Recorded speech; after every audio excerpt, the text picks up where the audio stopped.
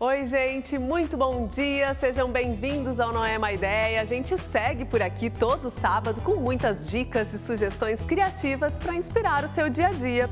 Hoje no programa vamos conversar novamente com a doutora Márcia Bélio sobre gerenciamento do envelhecimento e menopausa. Vamos te ensinar a montar tábuas deliciosas com queijos, petiscos, pães e pastas para receber os amigos aí na sua casa. As dicas são para quem não tem muita prática ou mesmo tempo para montar. No tutorial de hoje, eu faço um pinheirinho de Natal super diferente e descolado. Ainda temos a presença de Carlos Kolesny, ele é designer e trabalha com diversos tipos de materiais recicláveis e inusitados, como por exemplo, componentes eletrônicos. Na nossa agenda para os próximos dias, você segue conferindo os eventos e cursos que estão acontecendo na cidade. Então, não sai daí não é má ideia, tá só começando.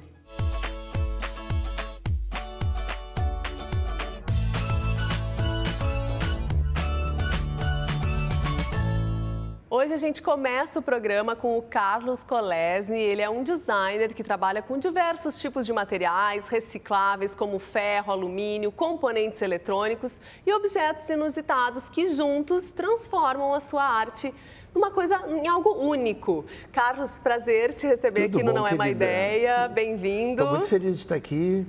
Porque eu sou uma pessoa que acompanha o teu programa, já vi amigos passar por aqui. Oh, que bom! Pessoas que eu auxiliei nas suas caminhadas. Oh, muito bacana! E eu acho que para eu falar assim, um pouco do meu trabalho, eu teria que fazer quase um resgate afetivo. Porque eu sou uma pessoa que foi criado dentro de fábricas. Sim. A minha família tinha marcenarias, eram tradicionais. O meu bisavô trazia marceneiros, escultores da Itália. Olha, no começo do século passado. Tá aí a tua veia artística. E eu me criei dentro dessas fábricas. E, por coincidência, o meu pai era um metalúrgico, então eu vivia na metalurgia, vivia na marcenaria, eu construía brinquedos, aviões, barcos e transformava minhas bicicletas já desde pequeno, com 12 anos. Eu me lembro que eu já customizava minhas bicicletas. E então essa memória afetiva, eu acho que não deixa de ser um resgate, esses materiais que eu trabalho. E hoje em dia eu me julgo uma pessoa assim que eu não me limito aos materiais, porque além de curioso, eu sou um pesquisador, eu estou sempre em busca dos novos materiais. Muito bom. E muitos desses materiais acabam recebendo uma nova vida, digamos assim, como os componentes eletrônicos, que, aliás, o lixo eletrônico hoje no mundo até é um problema, né? E tu trouxestes, inclusive, um exemplo pra gente. O Matheus vai chegar aqui e nos trazer um cachepô que tu criastes com componentes eletrônicos. Esse cachepô ele foi desenvolvido para a Semana Sustentável do Vila Flores, tá? E ele teve uma repercussão muito grande em função da surpresa das pessoas em ver esses componentes, esses circuitos, essas placas, como um agregador da natureza, né? Acolhendo a natureza, o lixo, né? O descarte, acolhendo a natureza. Que são as plantas aí, né? Dentro desses trazendo cachepôs. Essa nova vida. Nessa Semana Sustentável, eu fiz um cachepô também de latas de alumínio que eram quase que flores. E resgatando a natureza, eu agora participei e ainda participo da Mostra Elite Design com a Fábrica de Sonhos. Eu desenvolvi uma história que é uma história de um planeta que não existia natureza. E as crianças se surpreendem em descobrir como era um planeta com natureza e elas começam a recolher desse planeta o seu lixo, o seu descarte. E essa mobilização de todas essas crianças começou a gerar produtos, começou a gerar brinquedos e começou a ser desenvolvido artes. Elas foram evoluindo e ao ponto de chegar na evolução da Fábrica dos Sonhos. E esses elementos é que compõem a Fábrica dos Sonhos, que é a fachada da mostra. Que é a fachada da mostra. Eu tenho 12 árvores, cada árvore de um material. Então, que materiais são esses? Eu tenho árvore de papel, eu tenho árvore de plástico, árvore de caixa de leite, árvore de alumínio, árvore de latão, árvore de madeira, árvore de sucata, e eu tenho um taquaral, que é o pórtico da entrada, que são tubos de sucata. Então, eu acho que o ápice dessa evolução e dessa busca da sustentabilidade foi justamente a partir do momento que se criou esse conceito para a mostra e eu consegui criar um evento, para um evento de decoração, um espaço 100% sustentável. E como é que tu faz para recolher todo esse material, Carlos? Eu tenho duas estações, uma que eu vou em busca, mas a outra é quando eu encontro naturalmente e eu recolho. Muito bom. Obrigada, querido. Tudo de bom.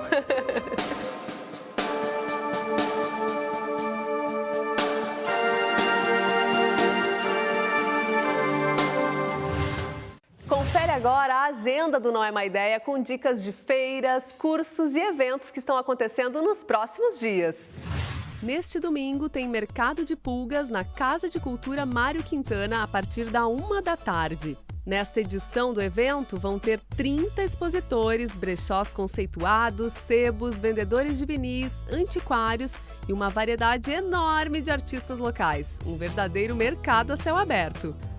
Agora eu converso com a doutora Márcia Bélio. Hoje vamos falar novamente sobre gerenciamento do envelhecimento e menopausa. Olá, doutora Márcia. Olá, prazer estar aqui contigo de novo. Estou muito feliz com esse novo encontro aqui. Que bom, que seja muito promissor. Isso aí. Márcia, o envelhecimento faz parte da vida de todo mundo, né? Todo mundo envelhece, né? Com certeza. Mas por que nós, mulheres, parecemos ficar um pouco mais preocupadas, amedrontadas com isso?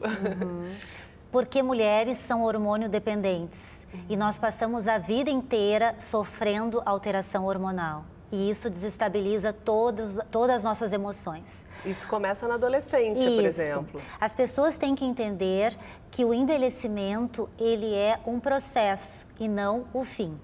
Eu acabo comparando sempre o envelhecimento com o processo adolescente. Na adolescência, o que acontece com a gente? Há uma grande explosão de hormônios e emoções, né, que nos desestabilizam. No envelhecimento, acontece a mesma coisa, só que de uma maneira inversa, porque agora o que acontece? O declínio e até a ausência da produção de hormônios, que vão culminar com a tão temida menopausa. E eu gosto até de esclarecer o conceito de menopausa, principalmente até para os homens que estão nos assistindo, porque é uma pergunta diária lá dentro da nossa clínica. A menopausa consiste na cessação do processo reprodutivo, ou seja, nós não mais temos a capacidade de gerar outra vida, não podemos mais dar à luz, não podemos ter filhos, e isso mexe demais com as mulheres. E o que isso acarreta na vida da mulher? Com o declínio hormonal, o nosso organismo fica totalmente desestabilizado. Aí começa uma série de sintomatologias, tanto físicas quanto emocionais.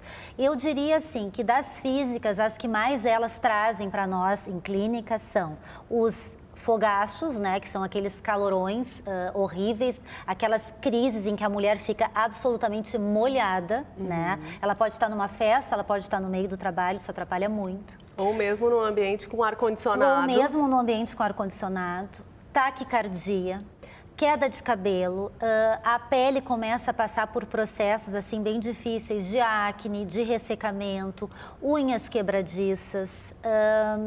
E no âmbito emocional, nós temos assim crises de ansiedade, crises de pânico, depressões assim de leves até a graves e até mesmo aquilo que é o meu objeto de estudo, a perda da autoestima, que eu considero assim o maior valor de uma mulher, ter autoestima do início ao fim da vida. O que eu sempre digo para os pacientes? O envelhecimento, ele é um processo tridimensional. A gente envelhece a pele, envelhece o músculo e faz uma redistribuição da gordura. Então, aquela gordurinha que era aqui, ela vem para cá, a gente perde o contorno mandibular, que é o principal sinal de envelhecimento. O que acontece com a nossa pele? A nossa pele começa a ficar muito ressecada, porque a gente perde a umidade natural. Então, os pacientes chegam na clínica e dizem, mas eu uso quilos de hidratante e a minha pele continua sem viço, continua quebradiça. E isso é uma coisa interna. Então, nós temos que começar a tratar isso também de uma maneira interna. Outra coisa que as pacientes se queixam muito, das manchas solares. Então, aquelas manchas que deixam as mãos da gente tão feias, o colo tão feio, as manchas na pele. Isso acontece em função do acúmulo de melanina. O que é a melanina? É o pigmento que dá cor à pele, né? E nessa fase da menopausa, a melanina fica totalmente desorganizada. Mas assim, existem muitas coisas que a gente pode fazer. Então assim, primeira delas, uso diário de protetor solar. Faça chuva ou faça sol, inverno e verão. De preferência, protetor solar com cor. Por quê? Porque se descobriu que o protetor solar com cor, ele protege mais contra a radiação UVA, UVB, a luz visível e até mesmo a luz azul do celular. Com relação aos cabelos, os nossos cabelos, com o passar dos anos, eles tendem a ficar mais opacos, eles perdem o brilho. Há uma diminuição significativa na velocidade do crescimento do fio do cabelo. Pode haver uma mudança grande de textura. Aquele fio que era crespo passa a ser liso, o fio que era liso passa a ser crespo. É uma grande confusão. Muda até a estrutura capilar. Muda até a estrutura capilar.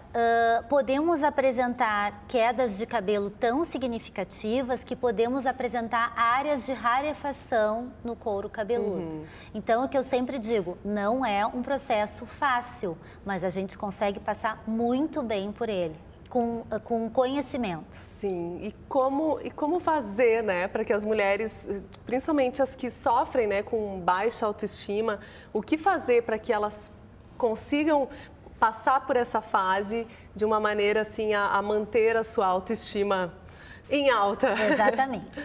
Eu acho que a primeira coisa é ter conhecimento do que está acontecendo com ela, né?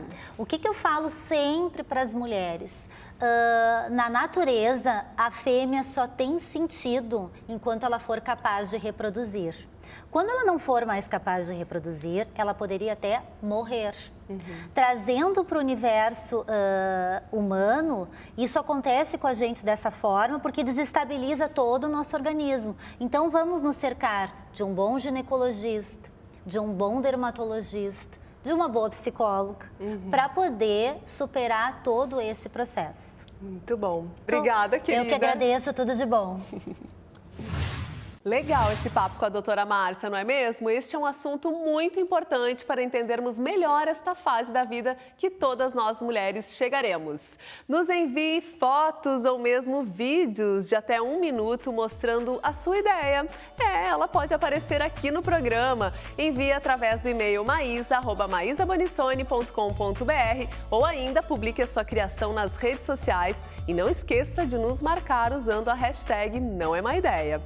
No próximo bloco, vamos ter dicas de como montar tábuas deliciosas com queijos, petiscos, pães, pastas, para receber bem os amigos em casa. Essas dicas é para quem não tem muita prática ou mesmo tempo para montar essas delícias. No tutorial, eu faço um pinheirinho de Natal super diferente e descolado. Então, não sai daí não, daqui 2 minutinhos eu tô de volta.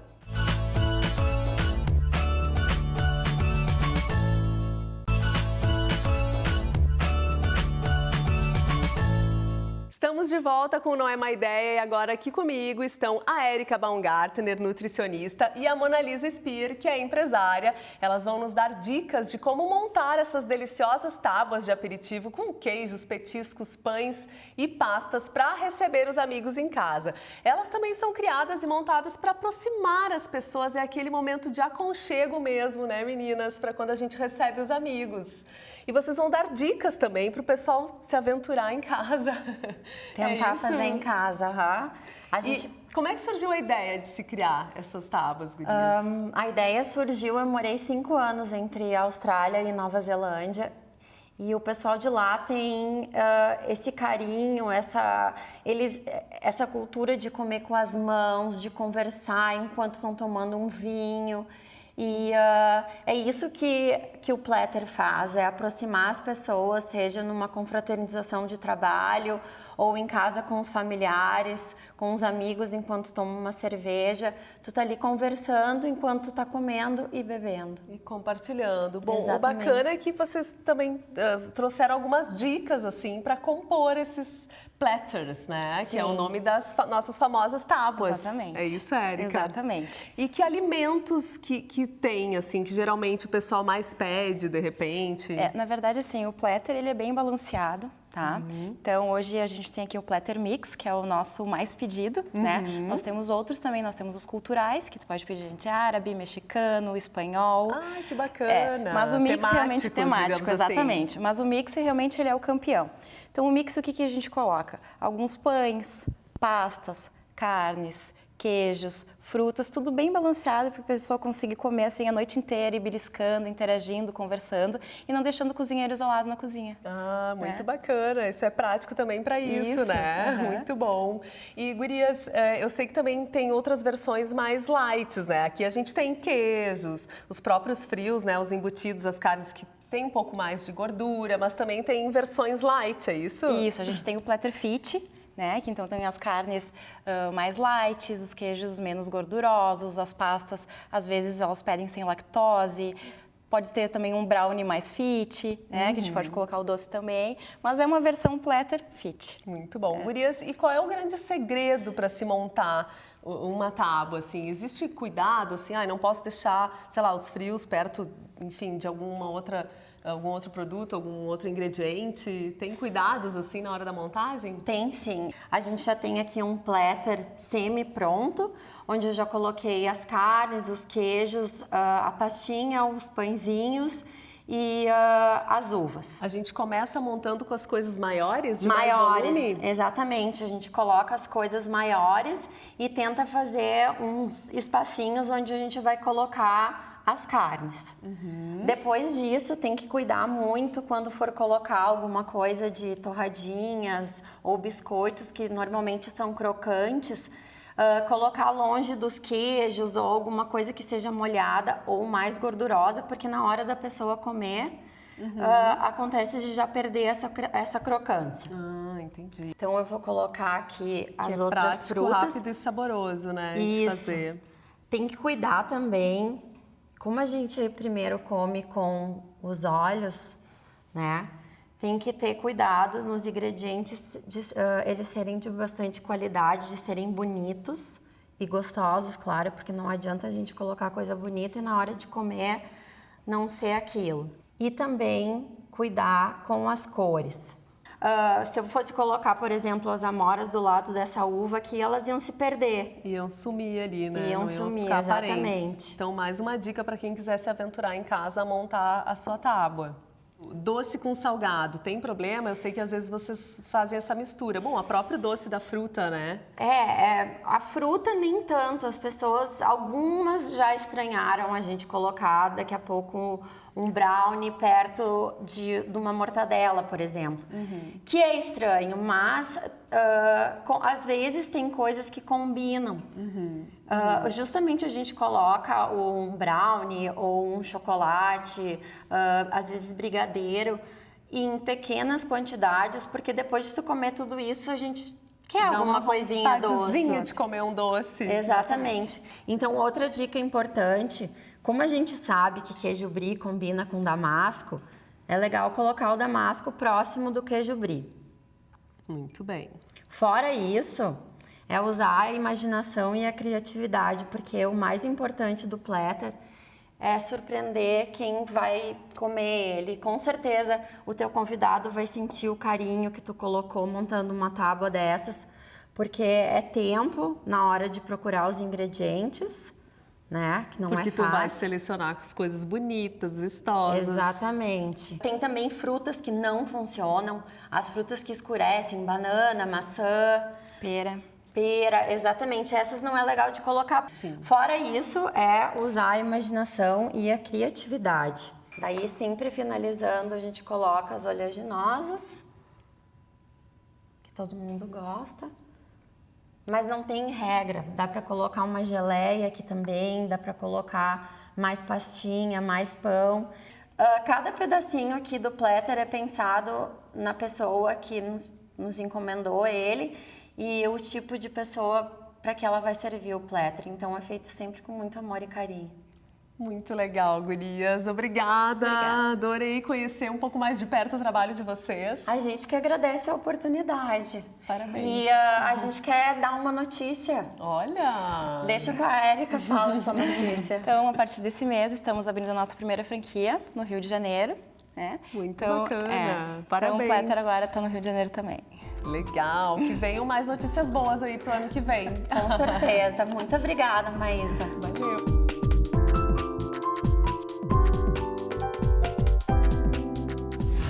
Agora é a hora do nosso tutorial. Hoje eu te mostro o pinheirinho que eu fiz. Ficou lindo e super descolado. Dá uma olhada.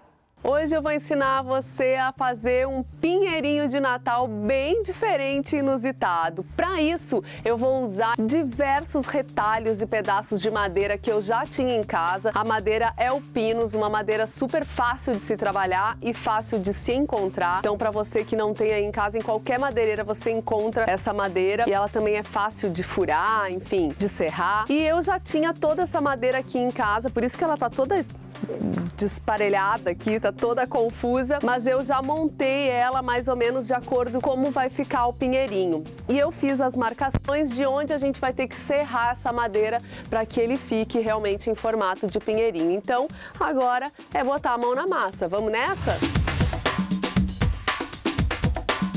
Bom, eu já fiz as marcações aqui de onde vai se formar o nosso pinheirinho, né? E o diferencial dele é que a gente vai criar prateleiras nesse pinheirinho, que é onde a gente vai colocar os adereços de Natal, os enfeites e toda aquela história que não pode faltar no Natal, não é verdade? Para colorir o nosso pinheirinho, eu vou usar essa tinta aqui, que é a Unique, que cobre diversos tipos de superfícies diferentes. Eu já pintei outros materiais com essa mesma tinta, como metal e alvenaria, e agora eu vou usar ela nessa madeira aqui, porque a Unique também cobre madeira. É um tom de verde musgo lindo, que eu adorei, adoro essa cor, esse tom de verde.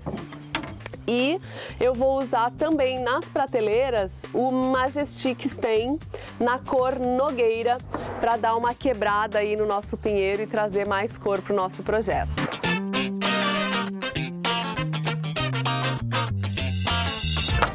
Hora de serrar toda essa madeira.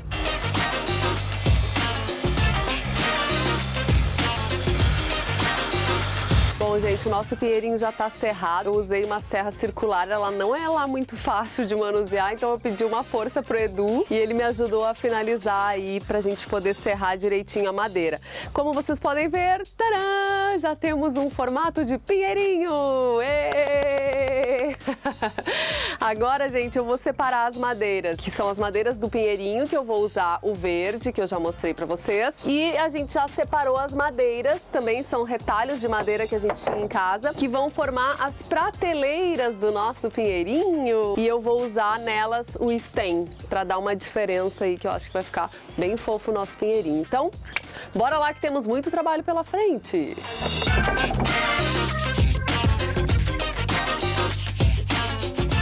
Bom, gente, já vou deixar tudo preparado aqui para já pintar tudo numa tacada só. Eu tô usando aqui a Unique, eu já tinha ela em casa, ela serve para diversos tipos de materiais. Já usei ela em metal, em alvenaria e agora vou usar em madeira. Mas você pode usar outra tinta sem ser a Unique também, uma acrílica normal mesmo.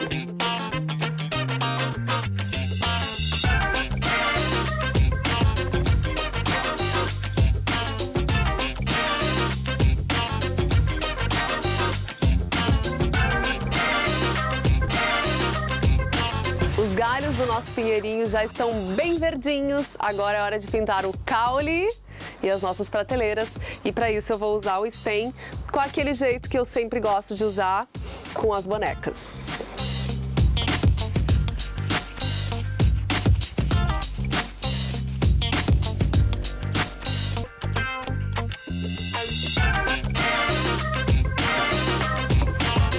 Depois de tudo pintado e seco, é hora de montar o nosso pinheirinho de Natal.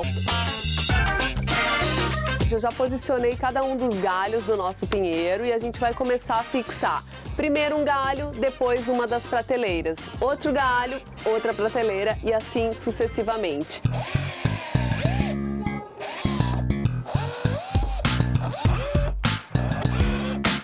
Fixada a primeira prateleira, agora vai ser assim o nosso trabalho daqui por diante. Eu já posicionei o nosso segundo galho aqui na mesa. Eu vou usar ela como apoio para então fixar o nosso próximo galho do pinheirinho.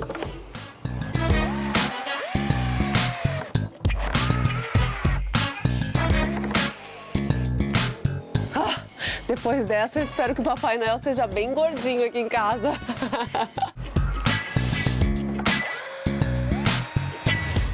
Ufa, gente! Eu espero muito que o Papai Noel goste e você também!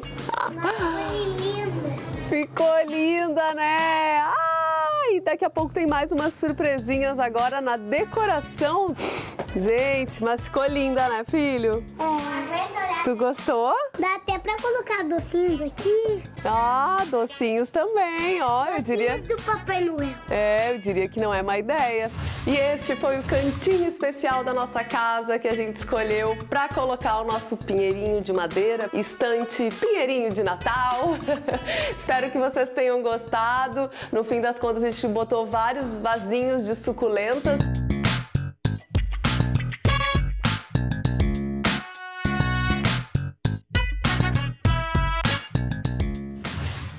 Ficou bem legal, não é mesmo?